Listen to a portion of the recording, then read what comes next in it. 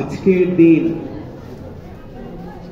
সম্ভব হয়েছে হলো আপনাদের জন্য। আপনাদের যত আপনাদের যে সাহস, আপনাদের যে বীর হয়ে আপনারা সেদিন আপনারা ৭১-এ যে যুদ্ধটা লড়াই করেছিলেন, আপনাদের পরিবাররা যে সাহস দেখিয়েছিলেন এবং যারা আপনাদের পরিবারের মধ্যে থেকে শহীদ হয়ে গেছেন, ওনাদের সবাইকে আজকে আমি গভীরভাবে স্মরণ করছি। ওনাদের বিনম্র শ্রদ্ধা দিয়ে আমি আজকে স্মরণ করছি ওনাদেরকে। আপনাদের ছাড়া আজকের দিন সম্ভব হতো না।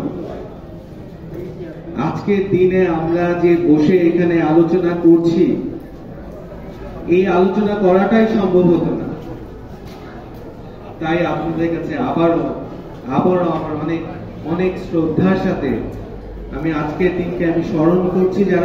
যারা আমাদের বীর, যারা শহীদ হয়ে গেছেন, ওনাদেরকে স্মরণ করছি।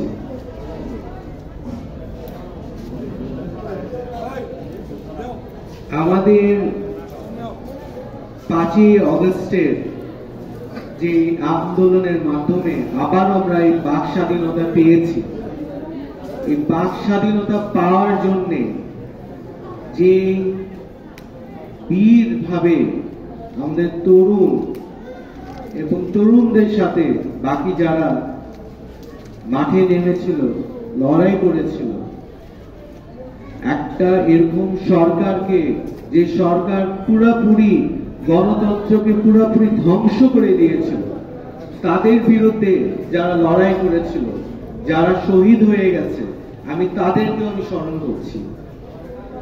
আজকের দিন, আজকে এই বাক স্বাধীনতার সাথে যে আপনারা কথা বলছেন, আমার আগে যারা বক্তারা কথা বলতে পেরেছেন, গত ১৫-১৬ বছরের সম্ভব হয় নাই এটা।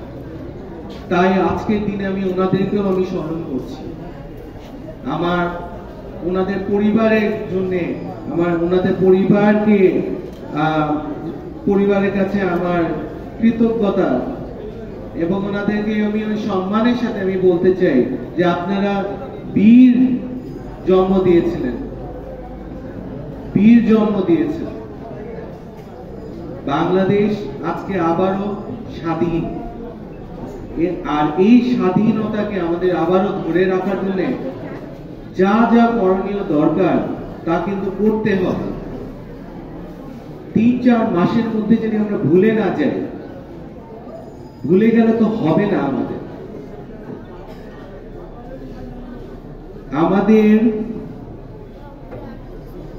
আমাদের সবাইকে একসাথে মিলে কাজ করতে হবে। আমাদের এলাকার অনেক কাজ আছে, অনেক উন্নয়নের কাজ এখনো বাকি আছে। আমি নওয়াব আলী চৌধুরীর বংশধর, আমি ওনার ইতিহাস পড়েছি, আর আমার এখন অনেক দুঃখ লাগে যে ওনার এই যে আজকে যে আমরা ঢাকা বিশ্ববিদ্যালয়ের মাধ্যমে যত ধরনের আমরা আন্দোলন পেয়েছি, ৫২ সালের আন্দোলন থেকে শুরু করে এবং এই ২০২৪ সাল পর্যন্ত, সেই নওয়াব আলী চৌধুরী সাহেবের এলাকার মানুষদেরকে আজ পর্যন্ত একটা বিশ্ববিদ্যালয় দেওয়া হয়নি। এটা অন্যায় না, এটা অবিচার। আমাদের এলাকায় কোনো গ্যাস লাইন নাই, আমাদের এলাকায় কোনো ট্রেন লাইন পর্যন্ত নাই। ট্রেন লাইন আমাদের পাশে দিয়ে জামালপুর পেয়েছে, সরষাবাড়ি পেয়েছে, ময়মনসিংহ পেয়েছে, টাঙ্গাইল পেয়েছে। যারা আমাদের এখানে প্রবীণ বসে আছেন, আপনারা হয়তো জানেন ১৯২৯ সালে উনি এখানে একটা স্যাংশন নিয়ে এসেছিলেন যে রেল লাইন বসানোর জন্য। কেন্দুয়ার ওই দিক থেকে পাট বসানো শুরু হয়ে গেছিল। উনি মারা যাওয়ার পরে ১০০ বছরের কাছাকাছি হয়ে গেছে, আমরা ওটাও পাইনি। এগুলা তো অন্যায়।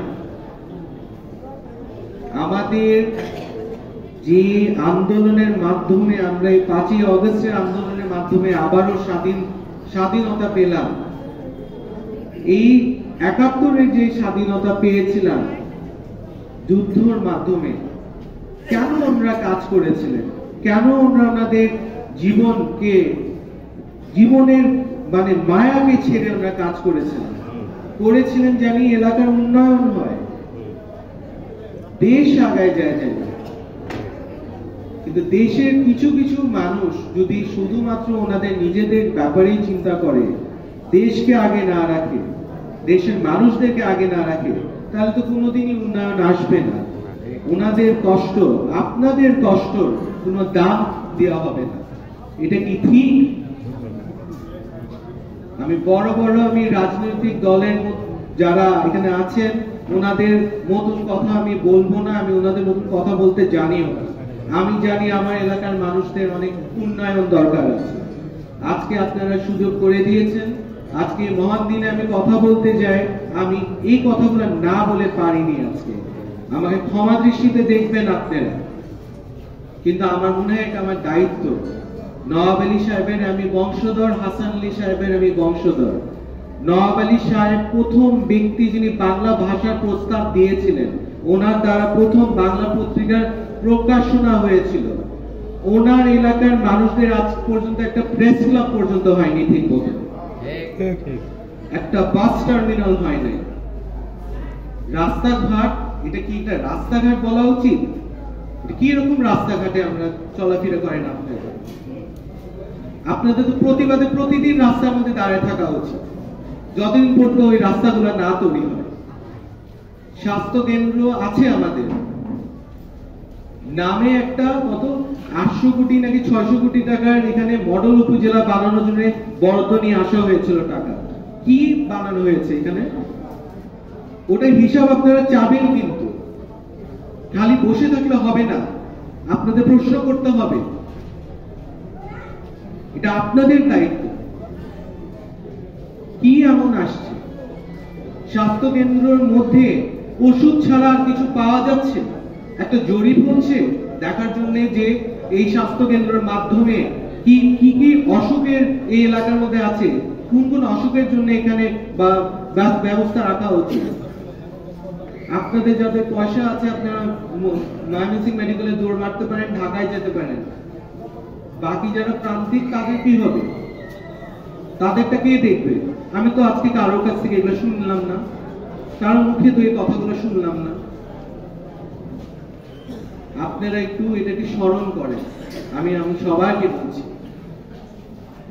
আগে মানুষ, নিজের এলাকার মানুষ, তাদেরটা দেখতে হবে আমাদের সবাই। আবারও বলবো, আপনারা সবাই চলেন, আমরা সবাই মিলে কাজ করি। আমি জানি আপনারা সবাই আন্তরিক, সবাই চাচ্ছেন এলাকার উন্নয়ন হোক। চলেন আমরা সবাই মিলে কাজ করি, এলাকার হয়ে কাজ করি।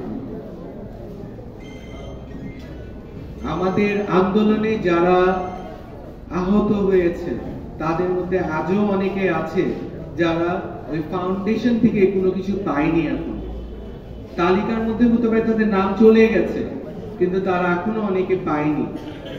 এটার জন্য আপনারা একটু দেখবেন, আপনারা যা করণীয় দেখবেন, যা ওনাদের সম্মান দেওয়া উচিত, বা ওনাদের যে কর্মক্ষেত্র ওনাদের বন্ধ হয়ে গেছে